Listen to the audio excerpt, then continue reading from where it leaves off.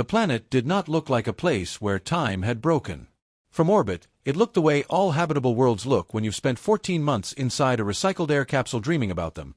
Green gold, ringed with clouds that moved in slow continental swirls, oceans the precise shade of tarnished copper that geologists call biological indicator blue in their reports and that everyone else simply calls alive. Commander Yael Dross pressed her forehead against the cold observation glass and watched it rotate beneath her like a thought she hadn't finished yet. "Telemetry's clean," said Dr. Oscar Bren from his station behind her. He was the expedition's atmospheric physicist, a compact, perpetually caffeinated man from Bergen who had a habit of narrating the obvious when he was nervous.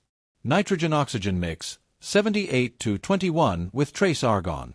Pressure 1.03 atmospheres. It's practically a gift.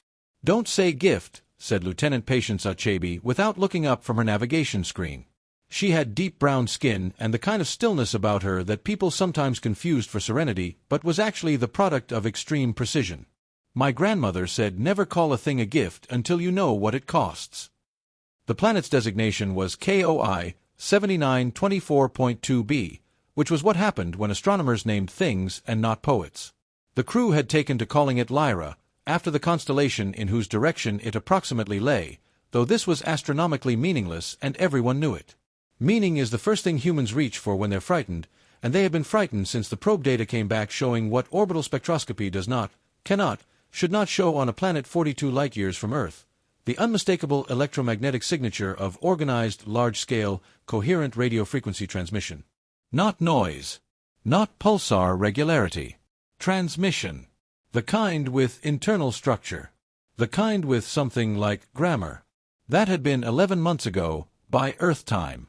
The Anamnesis, a deep survey vessel operated jointly by the Interplanetary Research Consortium and the North African Space Authority, had been 6 months into its survey mission when the probe data arrived. They had not turned around. A crew is a democracy in principle and a captain's instrument in practice, and Yael Dross was the kind of captain who understood that the right decision and the easy decision share almost no DNA. "We're being hailed," said Communications Officer Gene Suk, and his voice did something strange on the last word, not quite cracking, but bending. Yael turned from the glass.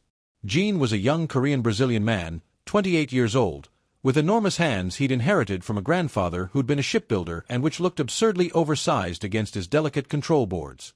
He was staring at his screen with the expression of a man reading a letter that says something impossible. "From the surface?" Yael asked. "From?" He paused, touched 2 fingers to the side of his headset as though confirming it was still there. "Yes." "From the surface." "But, Commander." He finally looked up. The hail came in 11 seconds before our own beacon completed its transmission cycle. The bridge was quiet in the specific way that only happens when several intelligent people simultaneously decide not to say what they're thinking. "Replay that," Yael said. He did. Their beacon, the standard IRC First Contact Protocol, a mathematically structured pulse sequence designed to signal intentional origin, had a 60-second transmission cycle. Gene had initiated it at 14 hours 33 minutes and 7 seconds ship time.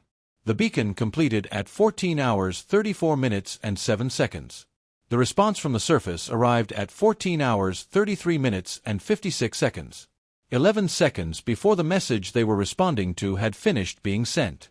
"Instrument lag," said Oscar immediately, because Oscar was the kind of scientist who builds the simplest bridge between himself and any fact that disturbs him. "We're in a new system, our calibrations could be." "I checked calibrations twice before we started the cycle," Gene said quietly. "It's not instrument lag." Yael looked at the planet through the glass again. The clouds moved. The oceans gleamed their biological copper blue. From here it looked entirely patient. It looked like a place that had been waiting, not with anxiety, but with the particular calm of something that already knew what was coming. "Take us into descent orbit," she said. "Assemble the contact team. Full EVA readiness, surface team of 6. She paused. "And log the timing anomaly.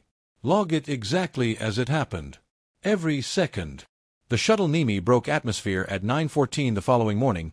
Ship time, though morning, was a psychological artifact they maintained with the religious devotion of people who understand that the human mind is a creature of rhythm and will invent one if not provided. Outside, the sky of Lyra was a blue so pale it was almost silver, and the clouds were lower than they looked from orbit.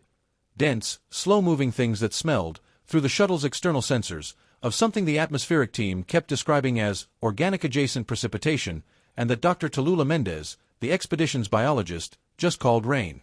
The contact team was 6 people, Yael in command, Patience as her second and tactical officer, Jean for communications, Tallulah for biology, Oscar for atmospheric and physical science, and Dr. Remy Okafor, the expedition's linguist and xenosociologist, a tall Ghanaian French man in his mid-40s who had spent 20 years preparing for a moment that most of his colleagues considered hypothetical.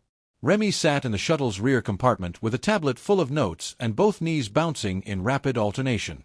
He was the most academically prepared person on the Anamnesis and the least emotionally prepared, which is the standard condition of expertise. "We land in the designated clearing," Yael said over the internal comm. "We do not advance unless invited.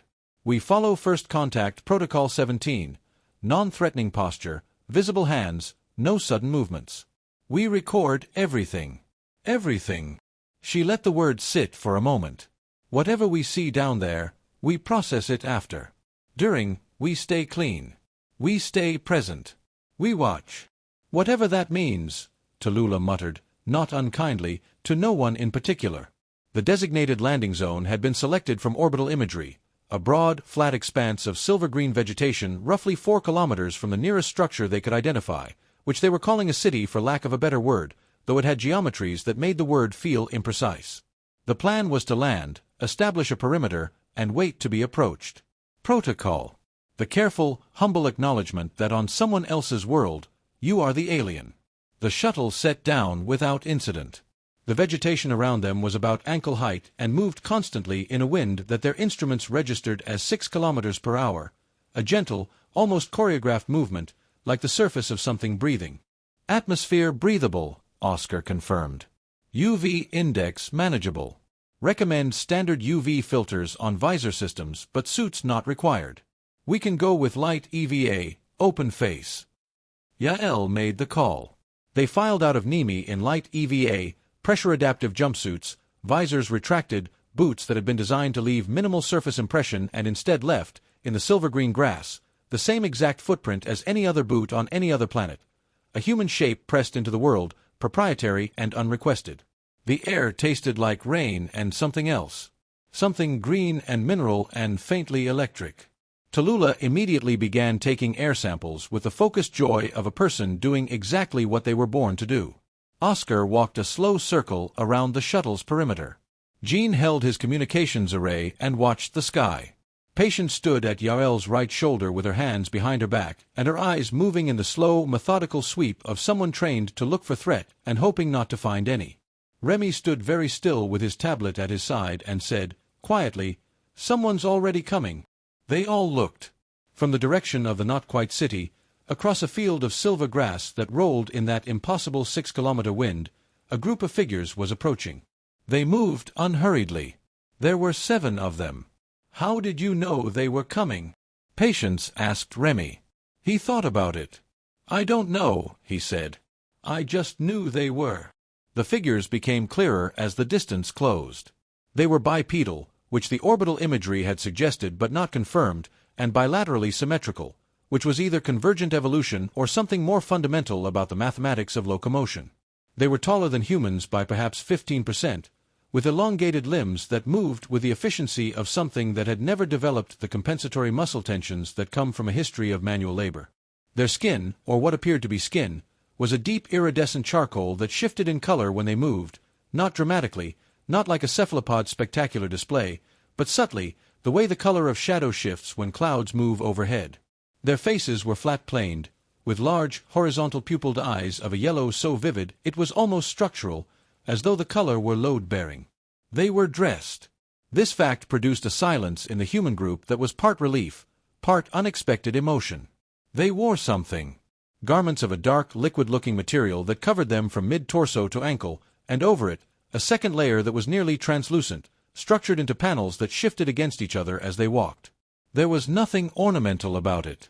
It looked functional in the way that all the most elegant things look functional, because someone had spent a very long time understanding exactly what was needed. They stopped 15 meters away. The humans stopped, though they had not been moving. The central figure among the seven, who stood a half-step ahead of the others in a formation that was too deliberate to be accident, raised one elongated hand, palm outward. Yael raised her own. Patience did the same. The gesture moved through the human group like a held breath finally released. The central alien then did something that took the humans a full 3 seconds to process. It produced, from somewhere in those layered garments, a flat, rectangular object, approximately the dimensions of a large tablet, and held it up. On its surface was displayed, with perfect clarity, in photographic quality, an image of the Anamnesis. In orbit. Exactly as she currently appeared. Not an approximation. Not a schematic. A photograph. When did they take that? Jean said. No one answered, because the answer that fit the evidence was not one any of them were ready to say out loud.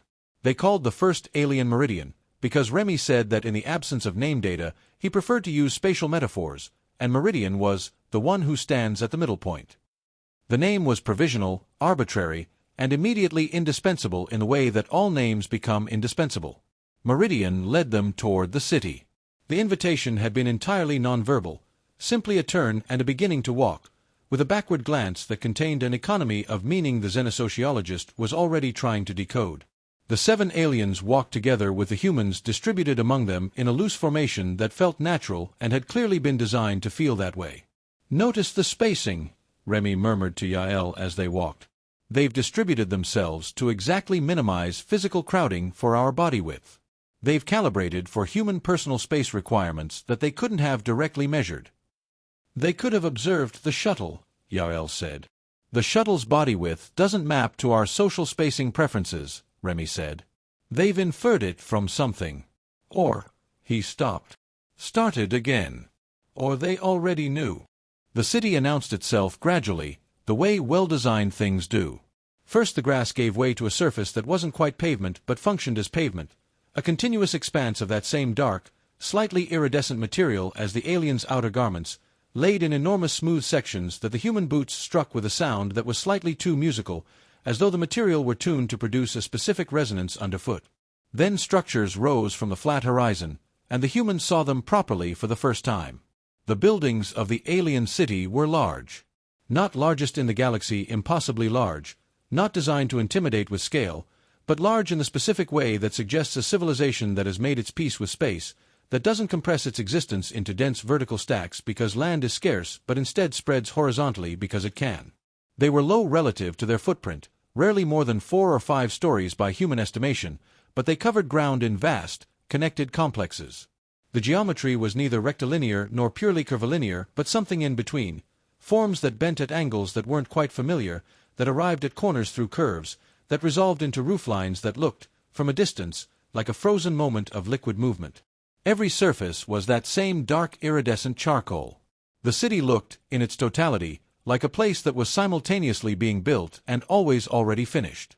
"No windows," Tallulah noted. She was right. There were openings, numerous, varied, clearly purposeful, but none of them were windows in the human sense. No transparent barriers. No visible delineation between inside and outside. The openings were simply gaps in the surface, some covered with that translucent paneled material, some open entirely to the pale silver sky. Light moved through the city in ways that seemed more deliberate than sunlight, channeled, redirected, purposefully distributed by structures whose function was not immediately apparent but whose placement was too consistent to be decorative. "The acoustics are extraordinary," Remy said, pausing. "Listen." They listened. From within the city came sounds, movement, voices, or what functioned as voices, which Remy had not yet heard closely enough to characterize, the small mechanical music of a functioning civilization. But the sounds were not raw.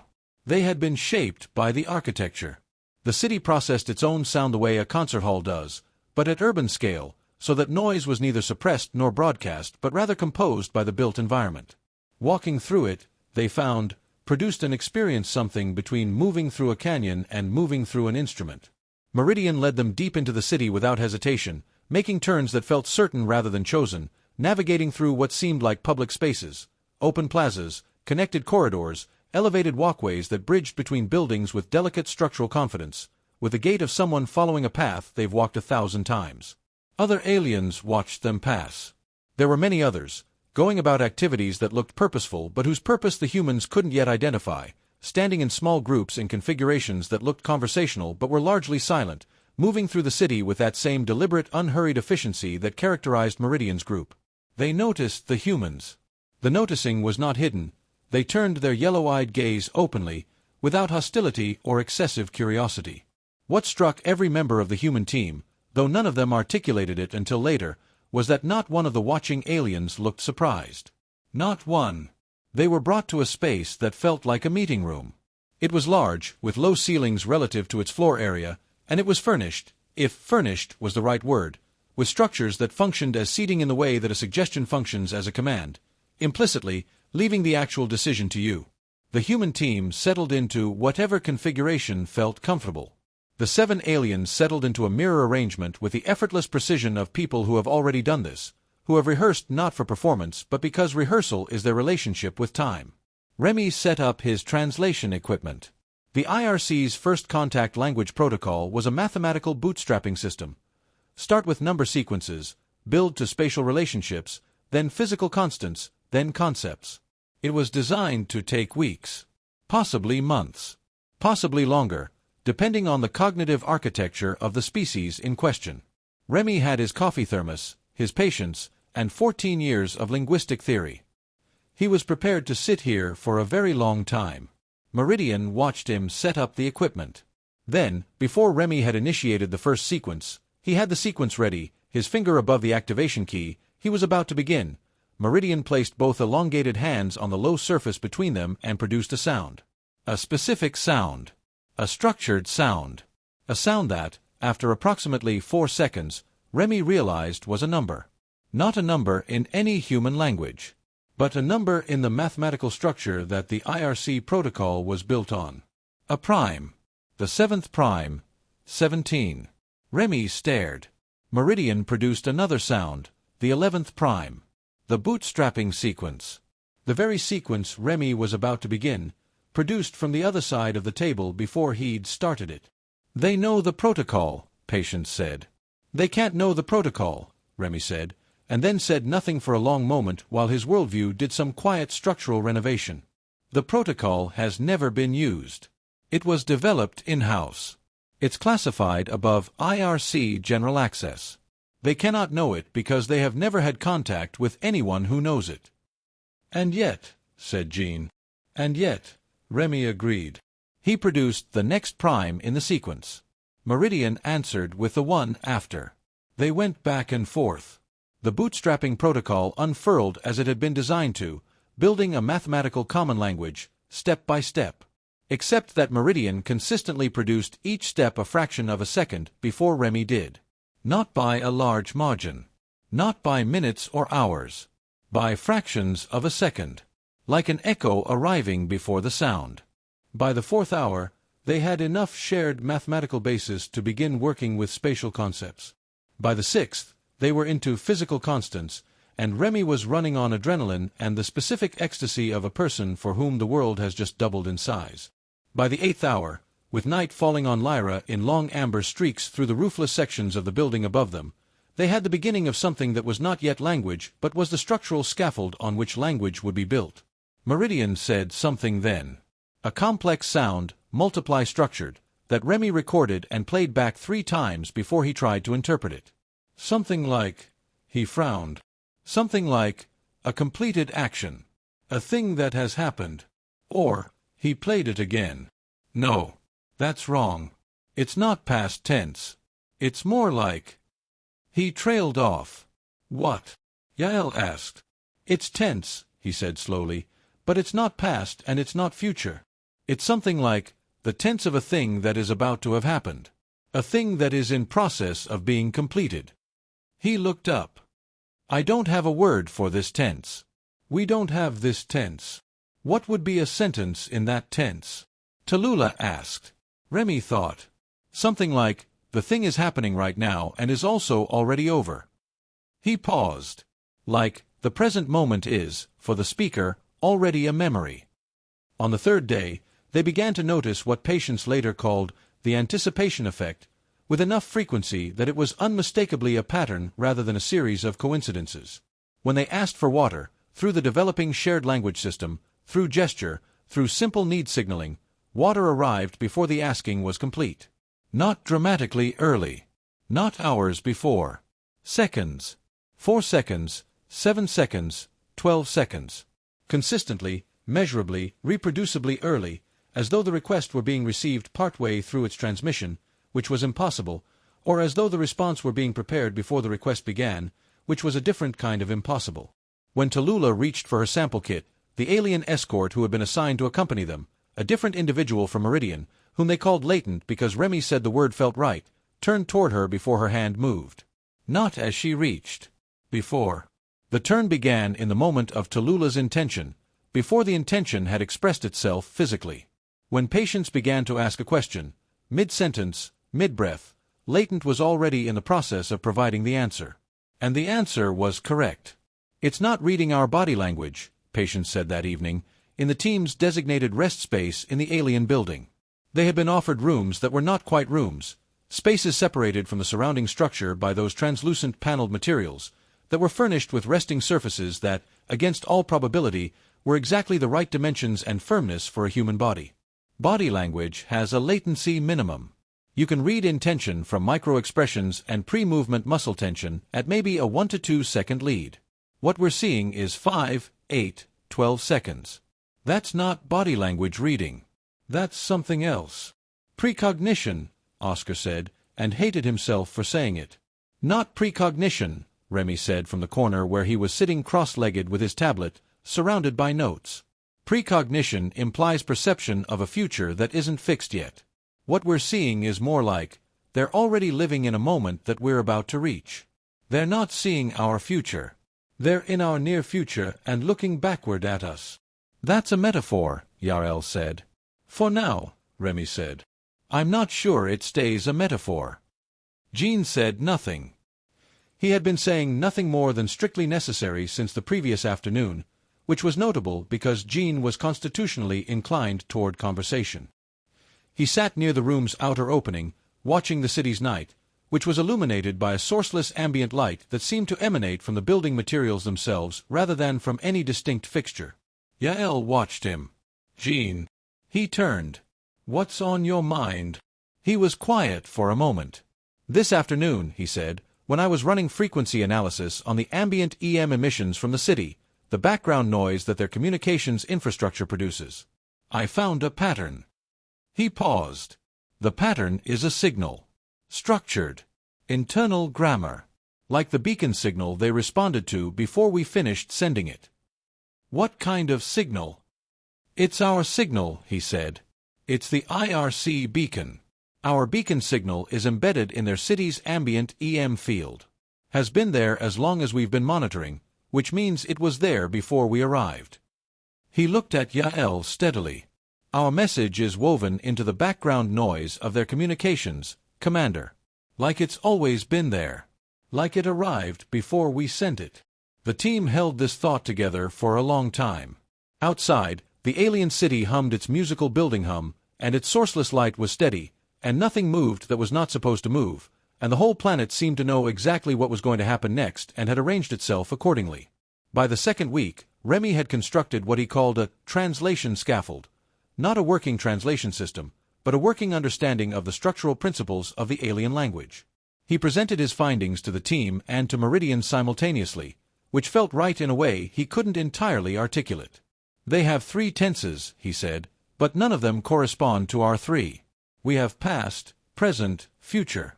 They have, I'm going to call these by functional names rather than try to force them into our grammatical categories. They have what I'll call settled, which refers to events that are fully resolved, fully in the past, no longer influencing the immediate present.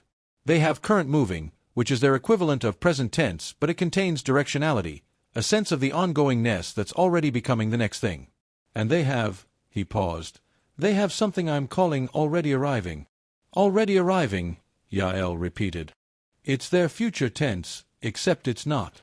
In our language, future tense describes things that haven't happened yet, that are uncertain, that may or may not come to pass. Their already arriving tense describes things that are in the process of arriving, that are, from the speaker's position, so imminent as to be effectively present. But not just imminent. Certain. Inevitable. Not because the future is fated, but because he stopped. Corrected himself. Because the speaker is positioned close enough to the event in time that uncertainty is not a relevant factor. Tallulah said slowly, like the difference between predicting it will rain and saying it's raining. Yes. Except their radius of it's raining is much larger than ours. He looked at his notes. And it's expanding. What do you mean, expanding? In the historical structures I've been able to access, records, essentially, though their records work differently from ours, the already arriving tense referred to events within seconds of the speaker's present moment. But in contemporary usage, the events described in the already arriving tense are sometimes minutes ahead. Sometimes longer. He set his tablet down. Their relationship with their own temporal position is changing. They are experiencing a drift. A drift in which direction? He looked up. Forward. They are, as a civilization, drifting forward in time. Meridian took Remy and Yael to what the translation scaffold was now allowing them to understand as a library. They called it a library. The aliens called it something that Remy translated as the place of settled patterns and those already arriving, which everyone agreed was accurate and unwieldy, and they would continue to call it the library.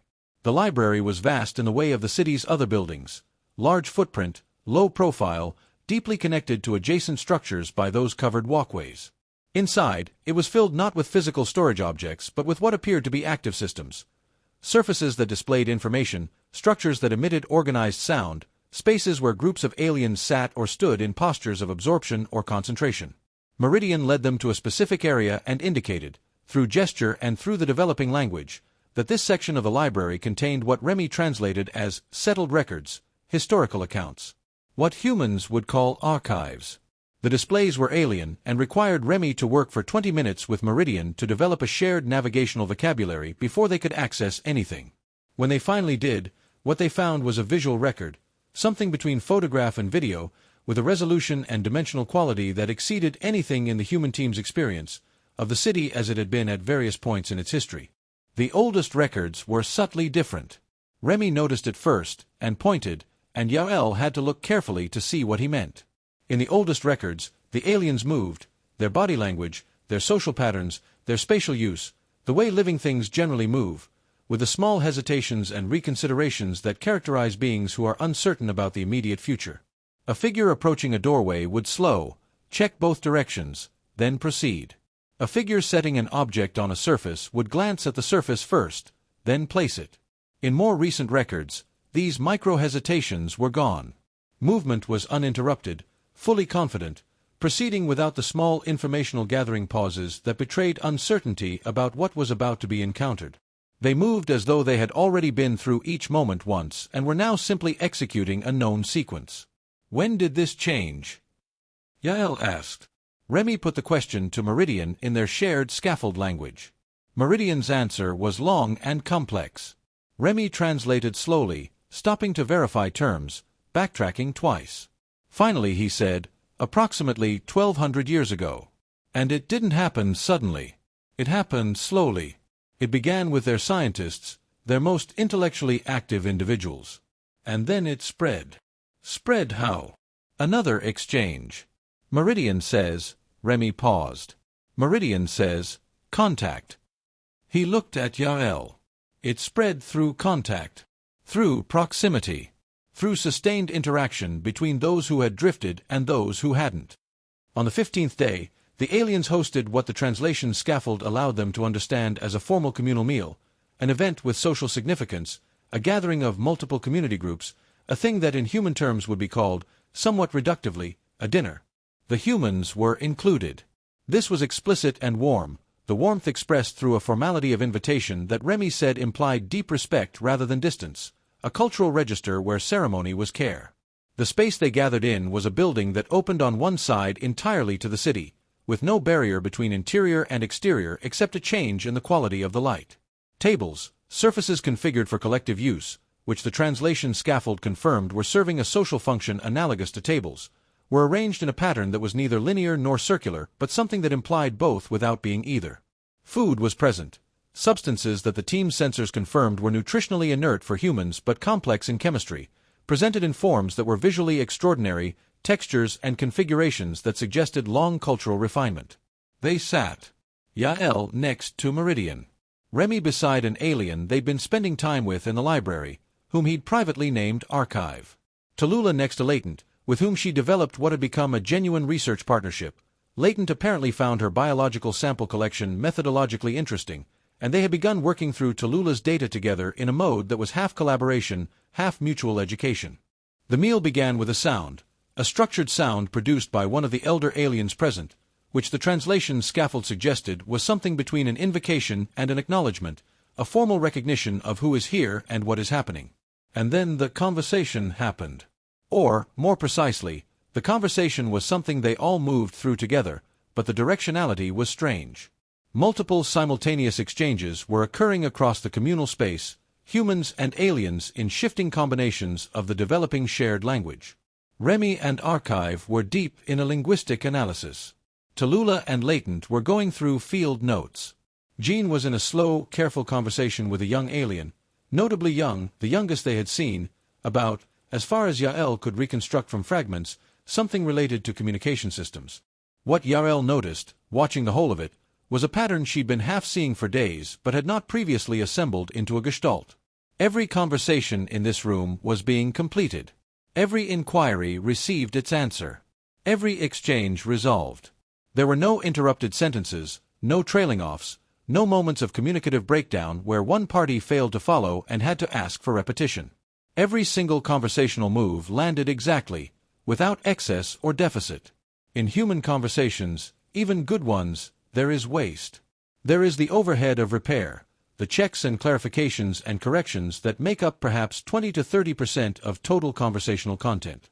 The aliens were not performing this overhead. They were not repairing. Every statement was received cleanly, every question answered on first attempt, every gesture understood immediately. Because they knew what was coming.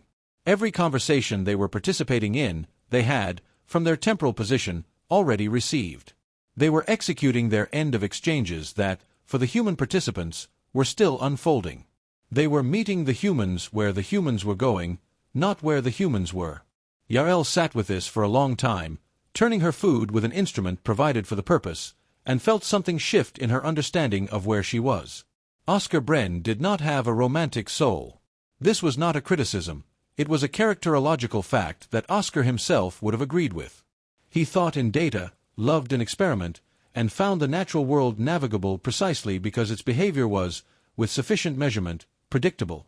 The universe, for Oscar, was a place governed by rules, and the rules were the most beautiful things in it. On the 17th day, he was conducting geophysical surveys in the open land surrounding the city, deploying sensor arrays to collect baseline data on Lyra's physical characteristics. Standard science. The kind of work that occupied the hands while the mind processed everything else. The sensors were measuring, among other things, the local electromagnetic field structure, background radiation, field strength, field coherence. Standard measurements. The kind of measurements that should produce smooth, continuous curves on his data plots. What they produced instead were discontinuities. Not errors. Not noise. Genuine, reproducible, consistent discontinuities in the electromagnetic field in the near vicinity of the city. The field was not uniform. It had, distributed through the space around the city in a pattern that was too regular to be geological, a series of zones where the field's properties changed abruptly. In these zones, the field's temporal properties, the phase relationships that encode the field's behavior over time, were shifted. Oscar stared at the data for a long time. Then he ran it again. Then he called Yael. "I need you to look at something," he said, and his voice was very careful in the way of a man who has found something he doesn't want to have found because having found it means having to think about it. Yael came to him in the field, and he showed her the data on a portable display, and she looked at it for a long time without speaking. "What am I seeing?" she said. "The electromagnetic field around the city," he said. "Which should be uniform, or at least smoothly varying. It's not." He highlighted the discontinuities. "These zones, I've mapped 47 of them, the field's temporal properties are shifted. Phase advanced. The field in these zones is behaving as though it's physically located a few hundred milliseconds further along in time than the surrounding field. Physically located further along in time, Yael repeated. I know how that sounds. How does it happen? I don't know. But I can tell you what kind of field source would produce it. He pulled up a second data layer. A large-scale, distributed, very long-duration energy source that's been generating the same type of phase-advanced field for, he paused, my best estimate is around 1200 years.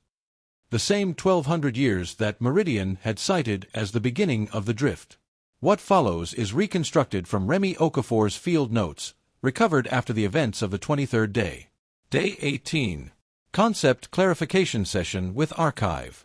I asked, through the scaffold, about the nature of their experience of time. I tried to keep the question open, not leading, not assumption-laden.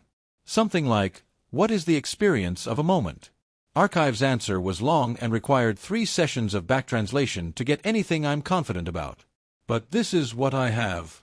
For Archive, the present moment is not a point. It is a region with extent. For us, humans, the experienced present is narrow. Psychologists call it the specious present, the window within which sensory inputs are integrated into a single perceived moment. For humans, this is approximately 2 to 3 seconds. Events within that window feel simultaneous even when they're technically sequential. For Archive, and Archive indicates for all of their civilization now, this window is much larger. Significantly larger. Archive gives a comparison that the scaffold translates as something like the time it takes a thought to find its purpose, not very helpful as a precise measurement. But from the context, from the behavioral data, from Oscar's field measurements, I'm starting to think the window is minutes rather than seconds. Maybe tens of minutes. This means the immediate present moment that Archive is experiencing right now contains events that, from my temporal position, are still in the future. Archive is not predicting what I will say next. Archive is experiencing my next sentence as part of their current moment. Day 19. I asked Archive directly, how does it feel? The answer, it is like, and I want to be careful here, this is heavily interpreted, it is like watching a river from above rather than standing in it. You can see where the water is going. You can see the whole shape of the current from your elevated position. The water is not slowing down. You are simply at a height that lets you see more of its length at once. Day 20. I have been thinking about the bootstrapping sequence. About how Meridian produced each step before I initiated it. I think, and I want to be very clear that this is hypothesis, not evidence, I think Meridian was not predicting the sequence. I think Meridian had already experienced my beginning the sequence. From their temporal position, my initiation of the protocol was already within their present moment window. They were not answering a question I hadn't asked. They were answering a question that, from where they stood in time, was current. I have been thinking about what Archive said, contact spreads it. Day 21. I am not going to write about why I stopped sleeping normally. It's probably nothing. Jean Suk did not tell anyone about the second signal for 3 days. Not because he was hiding it, or not only because he was hiding it, but because he didn't know what to say about it. It seemed important to be certain before saying anything, and each day he delayed being certain by finding one more test to run, one more verification to complete, one more possible instrumental artifact to rule out. On the 21st day, he ran out of tests and told Yael. They sat in her rest space, and he played her the signal through his audio interface, and she listened. It was the IRC beacon. Their beacon. Not the ambient incorporation of it they'd found in the city's EM background. That had been passive, embedded, environmental. This was a focused transmission. A discrete signal. Coming from the planet's surface, from a location approximately 12 kilometers northeast of the city. Directed, not at the Anamnesis in orbit, but at their shuttle on the ground. How long has it been transmitting? She asked. As far as I can reconstruct from our sensor logs, it's been transmitting since we landed. Since we landed. But that's not. He paused, and looked at the display with the expression he'd been wearing for 3 days, the expression of someone standing in a house where the walls have been doing something imperceptibly wrong for weeks and who has only just found evidence of it. That's not what I needed to tell you. Then what? The signal is dated, he said. The transmission has a timestamp. In the IRC format, our format.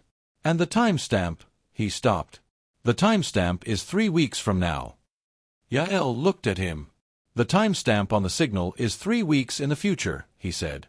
It's broadcasting a message with an IRC timestamp from a date that hasn't happened yet. And the message, he played it again. I've been decoding it. It's short. It's in our language. Our language, not the scaffold. And it says. He read from his display, slowly, in the tone of someone reciting something they've memorized against their will. You will understand by the time you hear this. We wanted you to know, the current is wide here, and warm. Do not be frightened of the height. On the 23rd day, Meridian took Yael alone to the center of the city. The teams developing trust with their hosts had reached a point where solo interactions were both possible and necessary. There was information that moved better between individuals than in groups, intimacies of understanding that required quiet. Yael went with her visor fully retracted and her recorder running and her mind in the state she trained herself to maintain in situations of high uncertainty. Alert, open, committed to observing before interpreting. The center of the city was a space that was not quite interior and not quite exterior. The buildings around it formed a continuous enclosing curve, but the roof was open to Lyra's pale silver sky, and the floor, the city's iridescent dark pavement, gave way here to something different, a surface of the same material but configured differently, layered in thin concentric structures that produced, when you stood on them, a sensation that Yael initially identified as vibration and then, after standing still for a long moment, revised. It was not vibration. It was something else. It was a sensation with temporal character, not quite resonance, not quite pulse, but something with a rhythm that was not mechanical. A rhythm that had the specific quality of something breathing in the way that time breathes. Not steadily, not with the metronomic accuracy of a mechanism, but with the slight variations and self-corrections that characterize a living process. Meridian stood beside her and began to speak in the scaffold language. Slowly, with the deliberate pacing of someone who has prepared carefully. Yael recorded everything and translated as much as she could in the moment, returning to the recording for clarification afterward. What follows is her best reconstruction of what Meridian said. This is the place of origin. 1200 of your years ago, we have calibrated our historical records to your temporal units since your signal arrived, because we anticipated this conversation. In this place, the first of us began to drift. It began with our physicists. They were working with what you might call temporal field geometry. They discovered that the experienced present moment, the window of consciousness, is not fixed. It is a property of the interaction between a mind and its local temporal field environment. A mind in a phase-advanced temporal field will integrate a larger window of present experience. They created a phase-advanced field here, in the center of this city. A sustained, distributed field that altered the temporal experience of those within it. The first drifters were deliberate. They chose this. But the field persisted. And those who had drifted were changed, not merely in their experience but in their electromagnetic signature. Their neural activity produced a phase-advanced field of its own, smaller but coherent. And coherent fields aggregate. And those in contact with drifted minds began, slowly, to drift. In 1200 years, every member of our civilization has drifted. Some more than others. Some remain close to your temporal position. Our youngest children, newly born, begin in your now. But they drift early. Contact ensures it. Yael stood on the breathing center of the city and let this arrive. Then she asked the question that had been forming in her since the 11th day. What is the extent of the drift, now, at its greatest? Meridian's answer came with a slowness that felt like respect. Our eldest. Those who have drifted the most. They experience a present moment extending approximately 9 of your days forward from your temporal position. 9 days. The eldest members of the civilization were living in what was, from Yael's perspective, 9 days from now. They were experiencing, as their current present moment, events that had not yet occurred for the human team. They were not ahead of them by seconds or minutes. The eldest were ahead of them by days. They were looking backward across 9 days at the human team, with all the patience of people who have already seen how everything turns out. Yael thought of the signal Jean had found. 3 weeks from now. A message sent from a date they hadn't reached. Signed with comfort. Do not be frightened of the height. The signal, she said.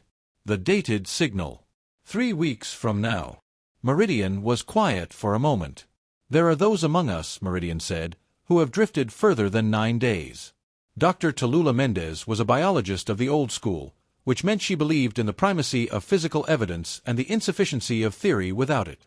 She had been running biological samples since the first day: atmospheric particulates, surface materials, the shed organic materials that any biological civilization leaves in its environment. She had been working with Latent to extend her sample base, and Latent had been providing biological materials with a cooperative generosity that Tallulah found both scientifically invaluable and slightly overwhelming. On the 22nd day, running samples through her portable mass spectrometer, she found something in the atmospheric particulates that she did not initially know what to do with. Human cells.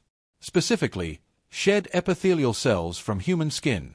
Which made sense. The human team had been in the environment for 3 weeks. They shed cells constantly. The atmosphere would pick them up. This was expected. What was not expected was the cellular state of the shed cells. Normal shed skin cells are dead. They have left the body. They are debris. They are the metabolic exhaust of the living tissue underneath.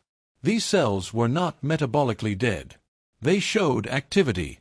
Specifically, they showed activity in what Tallulah recognized as the cellular energy channels associated with, of all things, neural temporal processing, the biochemical pathways that govern the brain's integration of sensory timing. She ran the analysis 3 times. Each time, the same result. The shed cells from human skin were showing active neural temporal processing. She spent 2 days sitting with this before telling anyone. On the 24th day, she called the full team together. "We are being affected by the field," she said. "The phase-advanced field that surrounds this city. Our cells, our neural processing cells, are responding to it. The field is altering our temporal processing at the biochemical level." The silence in the room had a quality that all the previous silences had been rehearsals for. "How quickly?" Yael asked. "I don't know. The change I'm seeing in shed cells is early stage. But," she hesitated, "I've also been running analysis on our baseline behavioral and physiological data. All 6 of us. And," she pulled up the data. "Over the 23 days since we landed, our individual reaction times to unexpected stimuli have decreased slightly. Our conversational response latencies, how quickly we reply to questions, have decreased.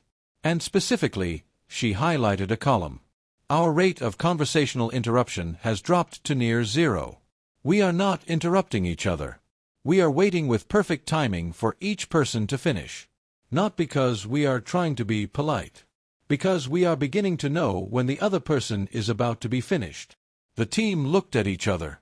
"How long before the effect is measurable in our subjective experience?" Yael asked. Based on the cellular data and the rate of behavioral change, Tallulah looked at her numbers. "I think some of us may already be experiencing it. Subtly. Without fully recognizing it." Remy said, "I knew you were going to say that." And then looked up. And said, "I mean that literally. I knew. Before you said it. I was experiencing you're about to say, as though you'd already said it." Everyone in the room was very quiet. Yael said slowly, "Since when?" Remy thought. "I don't know. It's been gradual. It's been—" He stopped. "Since the dinner. Since the communal meal. Contact spreads it. I was sitting next to Archive for 8 hours. I was." He looked at his hands. "I'm experiencing the right now as slightly larger than I was before. Things I expect to happen in the next few seconds are arriving into my experience before they happen." "How far forward?" Yael asked. 10, 12 seconds, maybe. Not much. I'm not far." He looked up. "Yet." Yael went alone to the library on the 25th day. She went because she needed to think without the team, without the city, without Meridian's patient prescient gaze. She went into the section of alien historical records and sat in front of a display surface and spent a long time not looking at it. She was the commander of this expedition. She had 6 people in her care, on an alien planet, in the presence of a civilization that lived in a different slice of time than they did. She had, under the professional obligation of a scientist and the legal obligation of an IRC officer, to assess the situation and make decisions. The decisions were: 1. Leave now, return to the Anamnesis, and lift off before the drift progressed further. If the effect was environmental, distance and time might reverse it. They would return to Earth with what they had: extraordinary data, a first contact record, the beginning of a shared language, and Earth would decide what to do next with full information. 2. Stay, and continue contact, and allow the drift to proceed. She had been thinking about the first option for days and could not make it feel right, and was trying to determine whether this was wisdom or contamination, whether her inability to choose departure was the rational judgment of a commander who recognized the scientific and diplomatic value of continued contact, or whether it was the product of a mind already shifting forward in time, already arriving at the conclusion that staying was the right choice before she had finished reasoning through the question. She could not determine the answer. The epistemic position she was in, possibly beginning to experience future events as present, made it impossible to cleanly distinguish between insight and temporal artifact. She was, potentially, already living in a moment where the decision had been made, looking back at herself making it, and confusing the experience of a foregone conclusion with the process of a reasoned decision. She sat with this, in the alien library, in the alien light, on a world that lived ahead of her. And then she did something that wasn't in any protocol. She asked the library for whatever it could show her about the future. She didn't know enough of the alien language to ask directly, but she could navigate the display system well enough now, with the translation scaffold, to search. She searched for already arriving records. Records of events in the future present. The display gave her images. Not of events she recognized. Of events she hadn't experienced yet. Scenes she had no context for, yet. But she could recognize, in the figures on the display, human shapes. Human proportions. Human clothing. The humans, in the future records of this alien civilization, were not in the shuttle. They were not in the contact space. They were in a building she hadn't been to yet. They were sitting in a configuration she hadn't assembled yet. They were there. In the records. Already arrived. The records were not hypothetical. Not projected. They were in the section of the archive marked, in the scaffold language, as already arriving, the tense of things that are current from a sufficiently advanced temporal position. She was in the records. The team was in the records. Already there. She had not made the decision to stay. She already had. Remy's session with Archive on the 26th day lasted 11 hours. He came back to the team space afterward with the look of someone who has been somewhere they can't describe yet. He sat down. He asked for water and drank it before anyone poured it. He had reached out his hand at the exact moment Tallulah's impulse to pour arose, before her arm moved, and when the cup arrived in his extended hand, neither of them commented on it, which was itself a kind of comment. "I understand it now," he said. "I want to try to explain it. Properly. Not as a metaphor." "Please," said Yael. The experiential present, the window of now, is a product of neural temporal integration. The brain assembles incoming sensory data into the experience of a single moment. This takes time.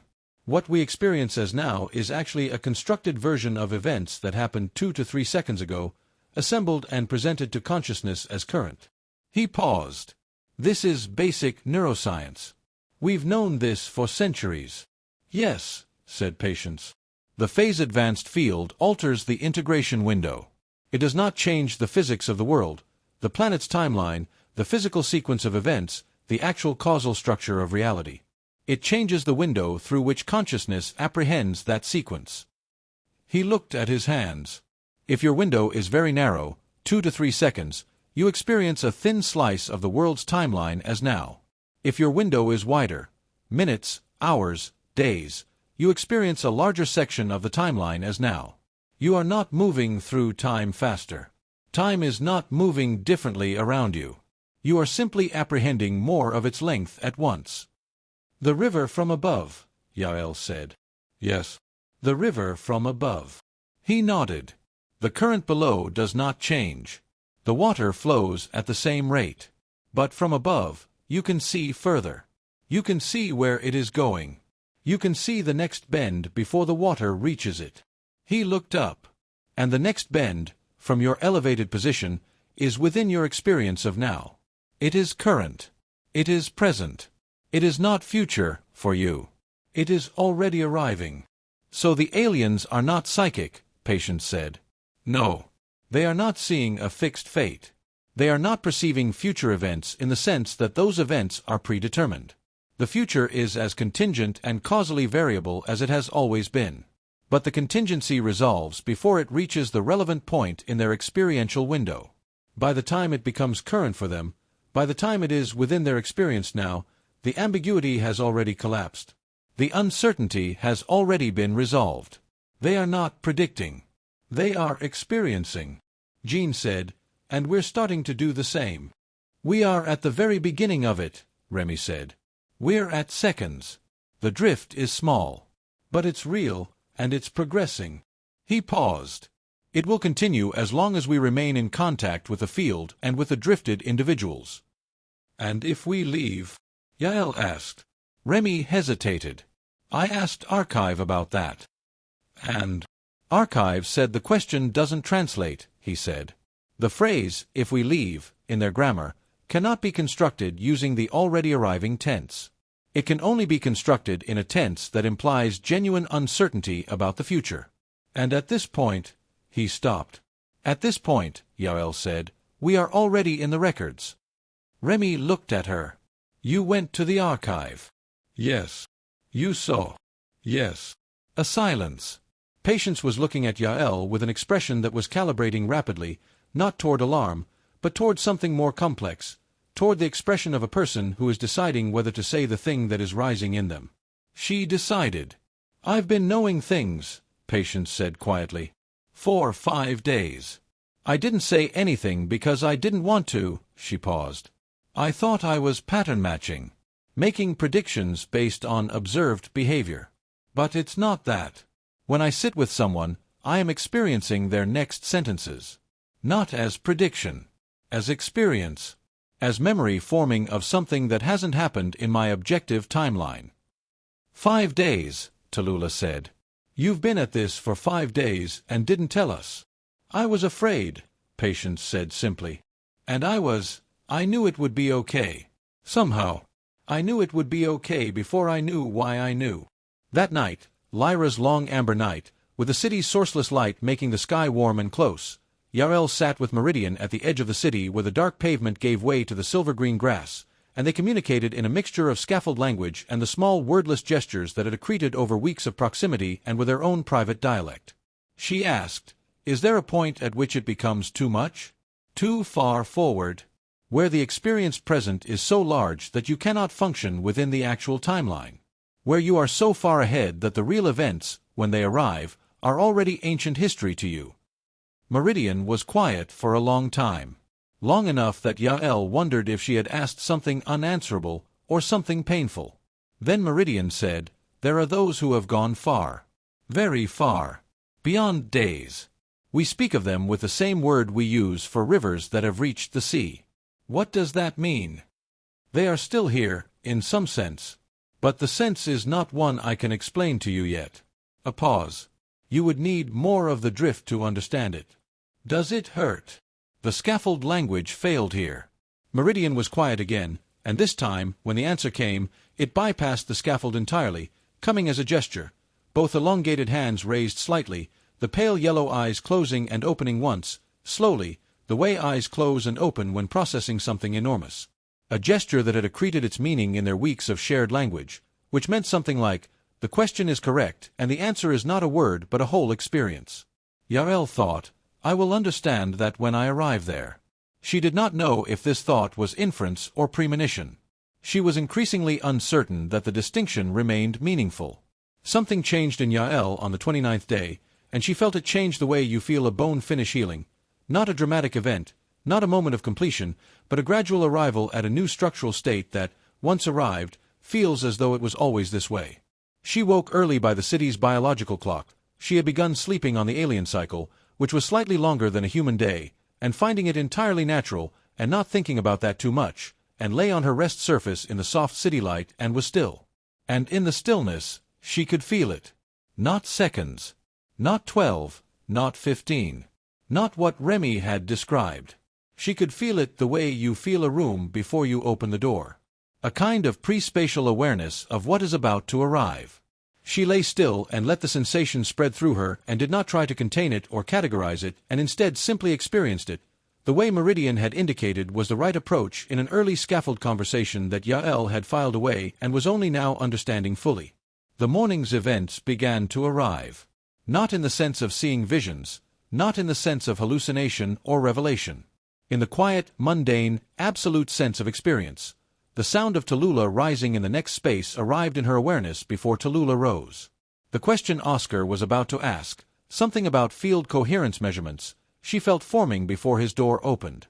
Remy's footsteps in the corridor outside, the specific weight and rhythm of them, arrived in her experience before she could physically hear them. Perhaps 40 seconds. Maybe a minute. A small drift. She was still very close to the human now. But she was not in it anymore. She was elevated. Just barely. Just enough to see a slightly longer section of the river. She rose and opened her door, and Oscar was there, his hand raised to knock, his question already half formed on his face, and she said, "The coherence measurement in the northeast field zone, yes, it does correspond to what you're thinking. I'll come with you." He stopped. His hand stayed raised for a moment. Then he lowered it. "Right," he said, in the voice of a man who has stopped being surprised. Jean Suk, in the city's communication archive, in the company of a young alien he'd been working with, who had drifted least of all the aliens he'd encountered, closest to the human present, which was why communication with him was easiest and why Jean had been spending most of his time there, found, on the 29th day, what he had been looking for without knowing he was looking for it. The city's background EM field was not random. He had known this. But he had thought of its structure as architectural, a consequence of the built environment, the collective electromagnetic output of a technological civilization embedded in a phase-advanced field.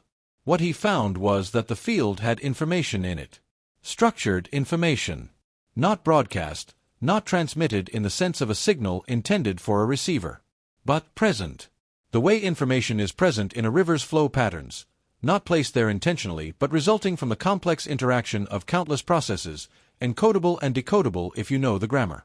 The information in the field was about time. Specifically, it was a continuous real-time record of the temporal states of every drifted mind in the city. Every drifted consciousness was contributing to the field, modulating it, writing into it their temporal position, their window of experience, the specific slice of the timeline they were currently inhabiting. The field was a collective temporal map. A ledger of nows, plural, layered, the nearest and the furthest all present simultaneously, archived in the ambient electromagnetic environment of the entire city. And at the edge of the record, the furthest forward entries, the eldest, the most drifted, the information in the field did something that took Jean 3 hours to look at directly.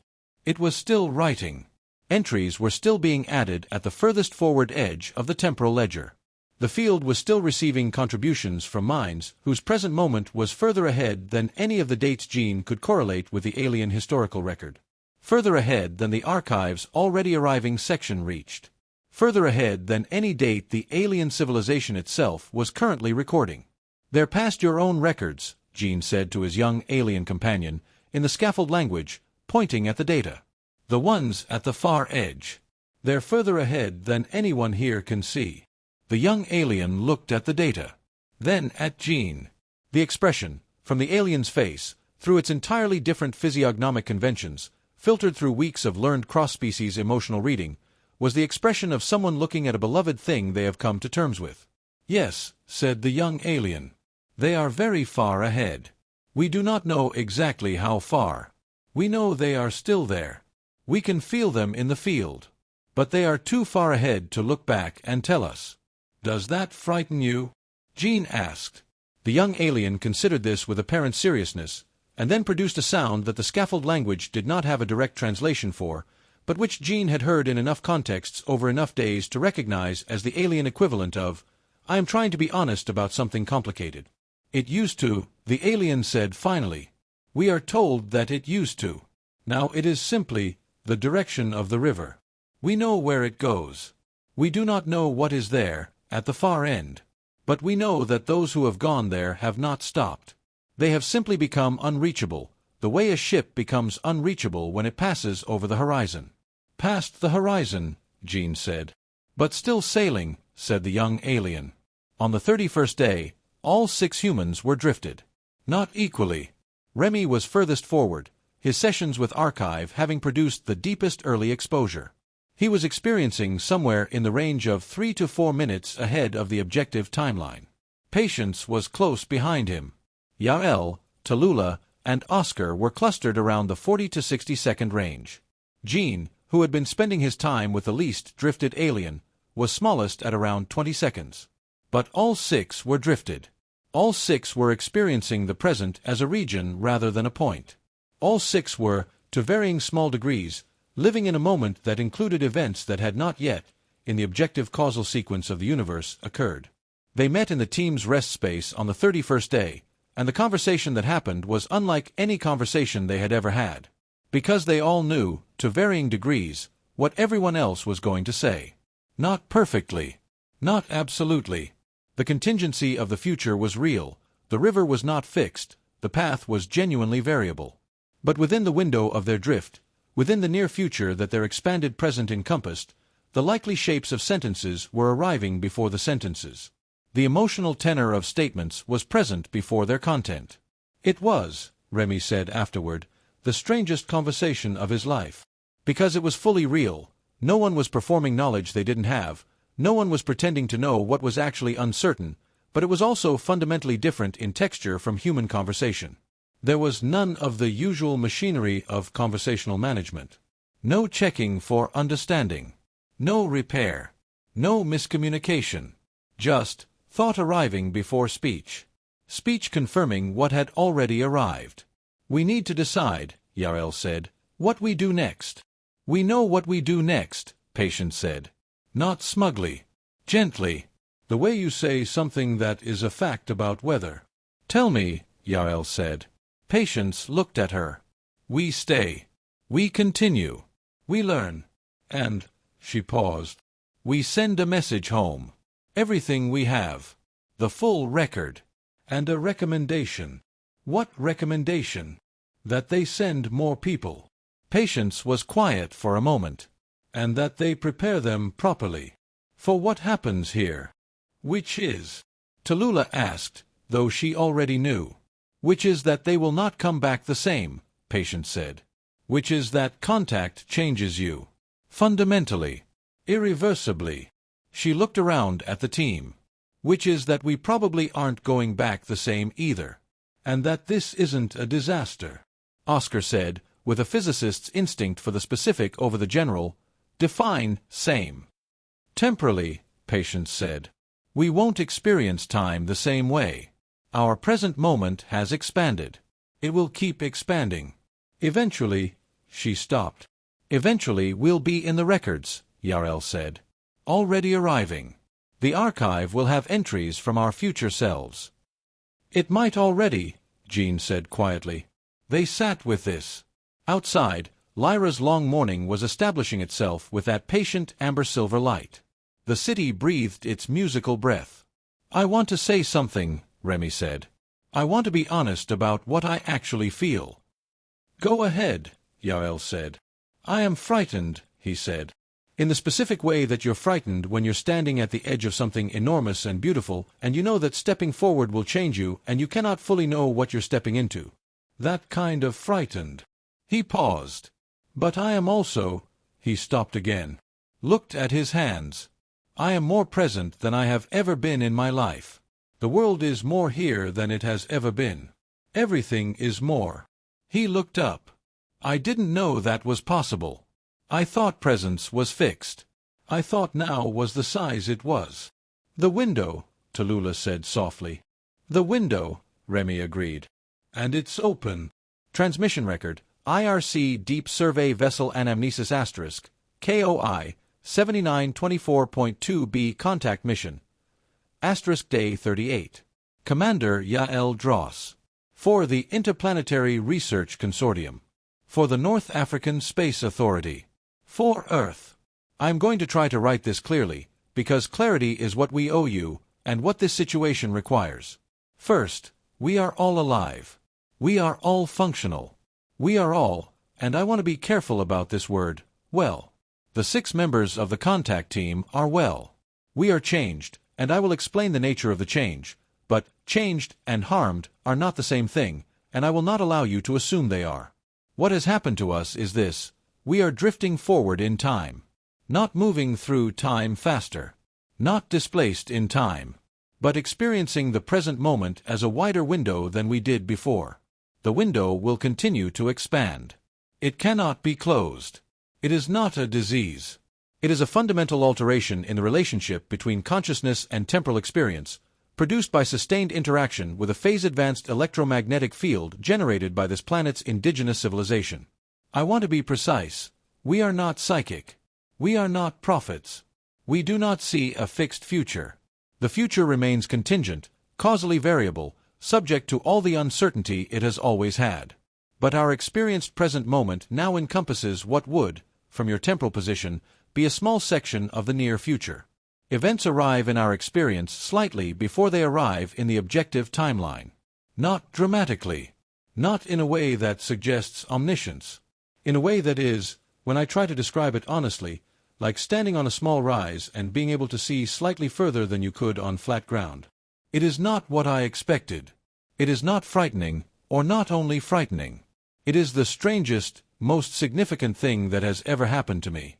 It is the most significant thing that has happened to our species, because it means that consciousness, human consciousness, is more plastic than we knew. That our experience of time is not fixed. That we are capable of more than we assumed.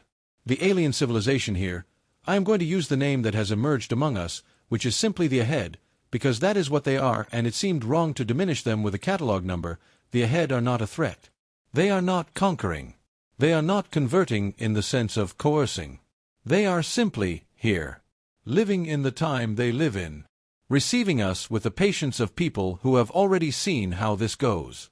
Because they have. We are in their records. The contact team. Already there. I have seen us in the archive, in the already arriving records, doing things we have not yet done. I will not describe those things here, because I don't know how to describe the specific epistemic discomfort of reading accounts of your own future actions in a past tense. We have chosen to stay. I believe we already chose this before we chose it, in the same way that the Ahead understand all choices, as already arriving, already in the process of being what they are. But I am also choosing now, in the moment of this writing, because both things are true. This is not a paradox. It is merely new. My recommendations, for whatever they are worth from a commander who is no longer in your now. Send more people. This contact must continue. The Ahead are extraordinary, and the knowledge exchangeable between our civilizations is incalculably vast. But send them knowing what will happen. Prepare them for it. And prepare yourselves, at home, for who they will be when the contact is over, which will be someone permanently, fundamentally altered, and also still fully themselves. I am still myself. I want you to know that. The self does not dissolve when the window opens. It expands. It encompasses more. I am Yael Dross, born in Haifa, commander of the Anamnesis *, scientist and officer, currently sitting in an alien city on a planet 42 light-years from Earth, writing to you from a now that is slightly ahead of yours, and I search for the right word and arrive at it with a certainty I did not use to have so quickly. I am *. Grateful.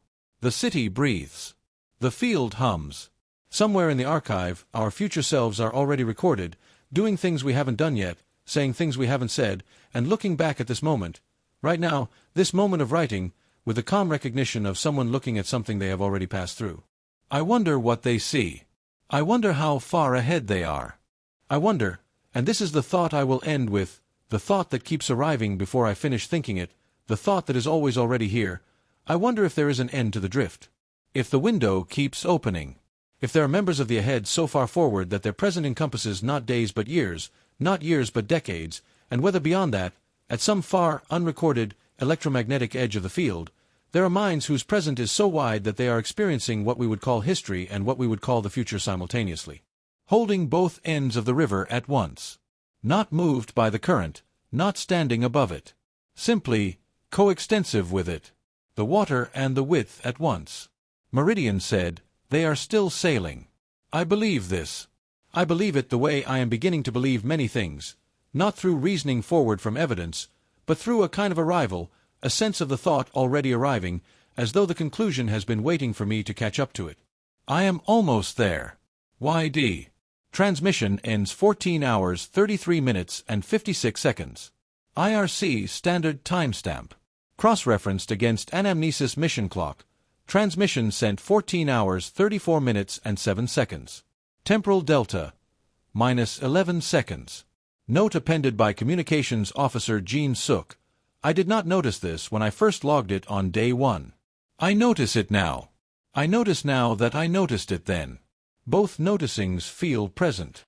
Somewhere on a planet 42 light-years from Earth, a city breathes in time that is not quite yours. Its archive is open. Its records are still being written, by the past, by the present, by the already arriving, by minds so far ahead of the moment that the moment has no word for them. On the planet's surface, 6 humans are sitting in a room. In the archive, their future selves have already sat there. The room contains both. The room contains everything. The river is wide and the current is warm and the horizon keeps moving forward and every ship that reaches it finds, beyond, not an edge but a longer, wider, deeper, more luminous version of the sea. And the sea is not finished. The sea is not finished yet.